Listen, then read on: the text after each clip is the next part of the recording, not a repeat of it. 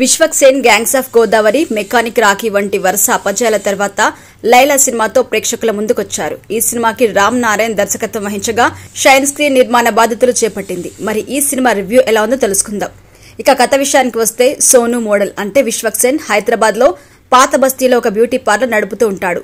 అతనికి makeup skills కి అక్కడ మంచి పేరుంటుంది. ఒక కస్టమర్ కుటుంబానికి సహాయం చేయాలనే ఉద్దేశంతో ఆమె భర్త నడిపే వంట నూనె వ్యాపారం బ్రాండ్ అంబాసిడర్ గా తన పేరు వేపించుకోమని చెప్తాడు. కానీ ఈ చిన్న నిర్ణయం సోనును ఒక పెద్ద చిక్కుల్లో పడేస్తుంది. పరిస్థితుల ప్రభావంతో సోను ఎలా లైలాగా మారాల్సి వచ్చింది, అతను మహిళగా మారిన తర్వాత ఏం జరిగింది అనేదే మిగిలిన కథ. నటీనటుల పర్ఫార్మెన్స్ విషయానికొస్తే, విశ్వక్సేన్ మహిళ వేషధారణలో కనిపించడం కొత్తగా అనిపించినా పాత్రలో పెద్దగా నాటకీయతకైతే అవకాశం లేదు. అతని ఫ్యాన్స్ కి కొద్దిగా నిరాశపరుస్తోంది. కానీ విశ్వక్ మాత్రం 100% కి 100% న్యాయం చేశారు. ఈ సినిమాకి ఏదైనా పెద్ద పాజిటివ్ ఉంది అంటే అది విశ్వక్ నటన. ఆకాంక్ష శర్మ గ్లామర్ షో తప్ప చెప్పుకునేంత నటన ప్రదర్శించే అవకాశం లేదు. ఇక అభిమన్యు సింగ్ పెద్ద పాత్ర పెద్దదే అయినప్పటికీ అతను కొన్ని సన్నివేశాల్లో నవ్వులు పుట్టించాడు. బబ్లు, పృథ్వీరాజ్, వినీత్ కుమార్ లాంటి పాత్రలు చిరాకు తెప్పిస్తాయి. కామాక్షి భాస్కర్స్ కి ఒక మంచి పాత్ర దక్కినప్పటికీ ఆమె నటన సాధారణంగానే ఉంది. ఇక సోషల్ మీడియా సెన్సేషన్ సునిశ్చిత్ తన నిజ జీవితం పాత్రని పోషించాడు. కానీ దాన్ని వినోదాత్మకంగా మార్చడం డైరెక్టర్ కి సాధ్యపడలేదు. మొత్తం మీద పాత్రలు సగం సగంగానే మిగిలిపోయాయి. ఇక సాంకేతిక పనితీరు విషయానికొస్తే, లియోన్ జేమ్స్ సంగీతం విఫలమైంది.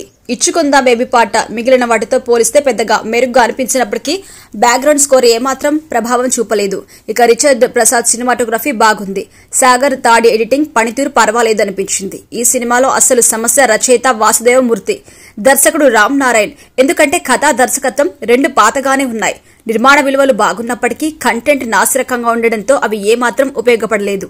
ఇక హైలైట్స్ విషయానికొస్తే, విశ్వక్ నటన, కొన్ని కామెడీ సీన్స్, అలాగే నిర్మాణ విలువలు. ఇక మైనస్ పాయింట్స్ విషయానికొస్తే, పాత్ర కథనం, సాగదీత, పాటలు. ఇక ఫైనల్ గా చెప్పాలంటే, విశ్వక్సేన్ తన కెరియర్ ప్రారంభంలో హిట్ అశోకవనంలో, అర్జున కళ్యాణం లాంటి సినిమాలతో తనను మంచి నటుడిగా నిరూపించుకున్నారు. కానీ gangs of Godavari, mechanic Rakhi లాంటి కమర్షియల్ ఫార్ములాలతో ప్రయోగాలు చేయడము అనే తపన అతడికి వెనుకడుగు వేసేలా చేసింది. లైలా కూడా అదే కోవకు చెందిన సినిమా. కానీ పైన చెప్పిన అన్ని సినిమాలలో కూడా విశ్వక్ నటన ఏ సినిమాలోనూ నిరాశపరచలేదు. లైలా కూడా అంతే. అతని ఎనర్జీ వల్ల పరమ రొటీన్ కథ కూడా పర్వాలేదు అనిపించింది.